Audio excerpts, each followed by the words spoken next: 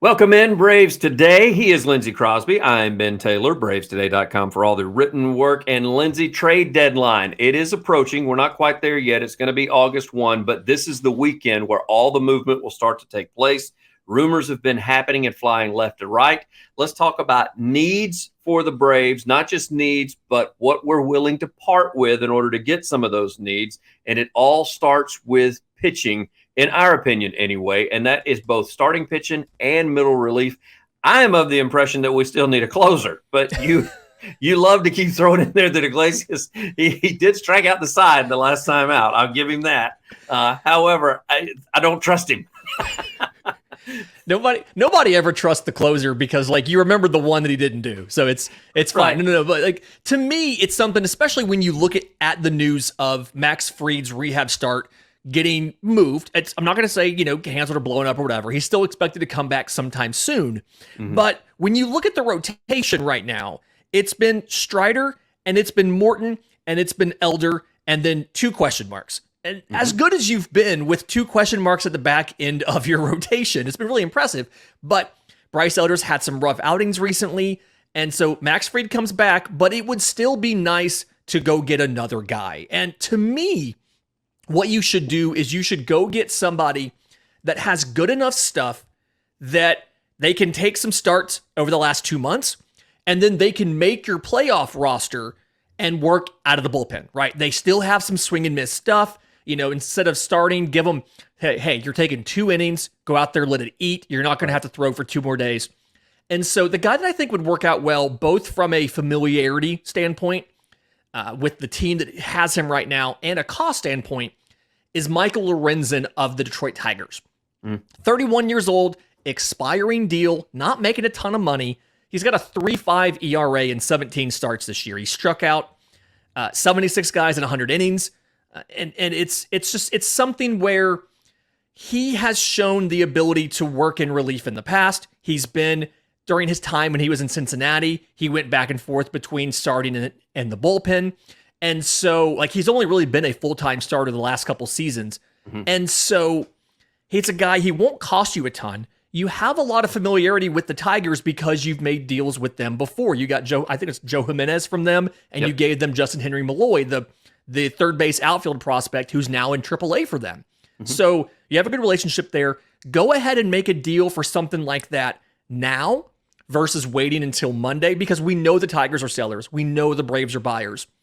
Go out and get him before the costs get too high, because now that everybody knows Shohei Ohtani is not on the market, everybody's starting to gear up to start shipping their prospects out.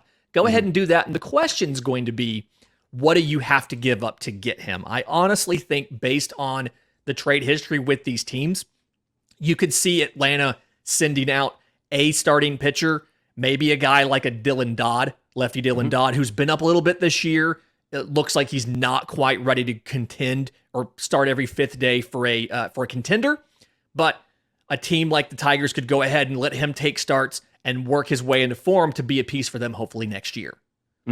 Well, and you looking at possibly maybe position for position player. We'll get to that in a little bit, but for the pitching, you think we'll give up pitching, or do you think they'll ask for position guys?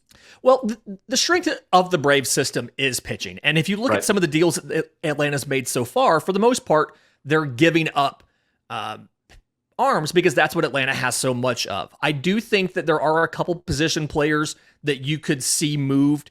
I do think Vaughn Grissom, if you're making a bigger trade, Vaughn Grissom is probably going to end up being an ask from a lot of teams. And that's part of the reason why I'm looking at a guy on the Lorenzen tier versus somebody on a higher tier who's going to cost a guy like a Vaughn Grissom. I still believe that Vaughn Grissom can be useful useful in Atlanta, maybe even as soon as next season if you decide, since Eddie Rosario's gone, if you decide to convert him to left field. It's just something where he's not able to help the team right now. And he is your biggest trade chip, but I think you can get a deal like a Lorenzen done without having to use Vaughn Grissom. When it comes to pitching, there are other teams that are in play that the Braves have relationships with. Kansas City, the White Sox have a couple of guys that may be on the blocks as far as going.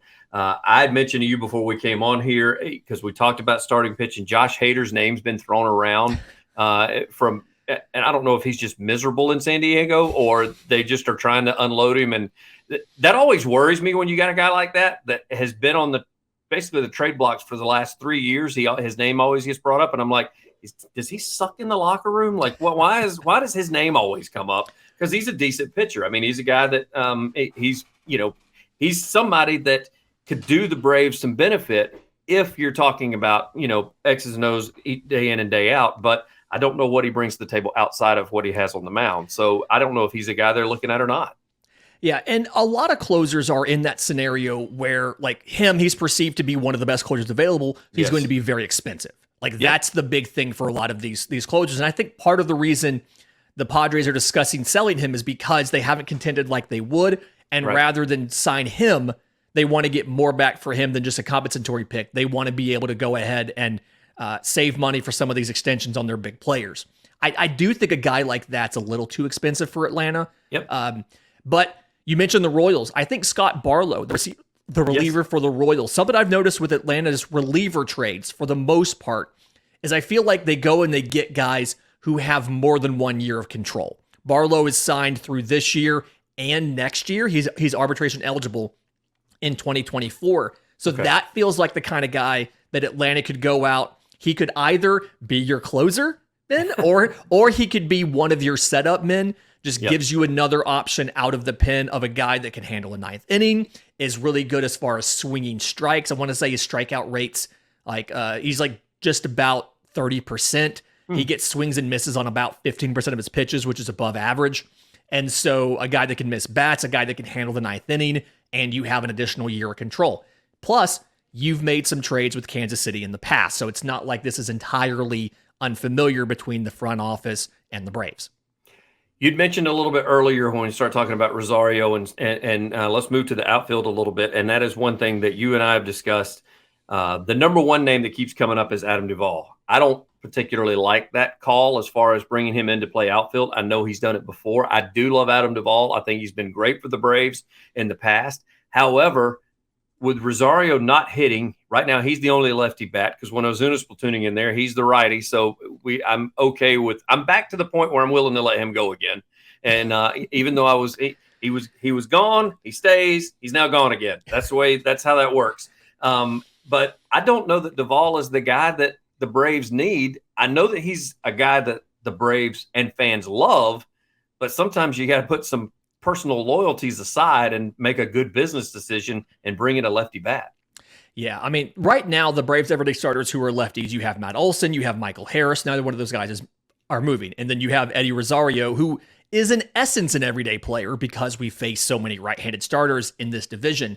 But like you said, both Rosario and Ozuna have been pretty bad in July. They've been pretty awful. I want to say Rosario is batting 154 in the month of July. Ozuna is somewhere near that. His OPS is just as bad as it was in the beginning of the season when we wanted to launch him into space.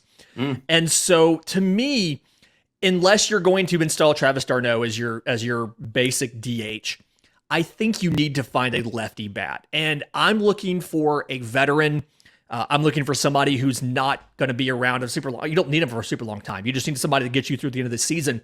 I think a team you just made a trade with, the Colorado Rockies, I think outfielder Charlie Blackmon, a veteran 37-year-old left-handed hitter. I know his numbers don't look fantastic from this season, but he's been very good in his career. He also, I'll remind everybody, went to Georgia Tech, so he is a Georgia boy. I do think a guy like that, giving him a chance to come in and what is probably his final season, challenge for a World Series would be a great thing for the Braves and probably would invigorate him a little bit more. And I don't imagine he'd be that expensive either because they probably wouldn't mind shedding that money. Yeah, if you had a wish list of what the Braves needed to bring in, and let's not talk names and maybe not positions, but is it 3 guys? Is it 4 guys and a combination of pitchers and outfielders and possible DH? Or because we're looking at possibly Ozuna heading out. Grissom could be used for a bunch of different reasons to maybe pick up even a couple of guys just because of the future and his potential. A lot of GMs are high on him, even though he didn't do too well at the first of the year when he was brought into the league and booted the ball, didn't hit great. sent him back down, but now they're still in love with him because they see what could happen in the future. If you had a wish list, I said 3 guys. I said either a DH or outfielder and 2 pitchers. And I want one of those pitchers to be a starting pitcher and another guy to be either possible closer or possible setup guy. Yeah, I want a back of the bullpen reliever, preferably a lefty, just because we don't have very many lefties in that pen at all. I do want a starter, somebody who has some swing and miss stuff. And then if you're getting a third guy, because remember, we did just trade for a couple bullpen pieces recently. We did. But if you're getting a third guy, I want it to be some sort of lefty hitter. Doesn't matter if it's an outfielder or DH, some sort of lefty hitter so that you can either get Eddie Rosario out of the lineup on a daily basis, or you can get Marcell Ozuna out of the lineup on a daily basis, if not both, and find just a little bit of a better option to get you through that, to bridge you to that bottom third of the lineup where you have Orlando Arcia and Michael Harris, who are hitting just fine. 3 bowl predictions will come on the next pod. It was the Braves take on the Brewers. Let's hope that they hit a little more solid than the last 3. I'm not going to take full blame on that. We'll let our fearless leader step in and do that at some point in time. He's Lindsay Crosby. I'm Ben Taylor. Braves Today, bravestoday.com. Hit that subscribe button as well. Lindsay, as always, thank you, bud. Thank you.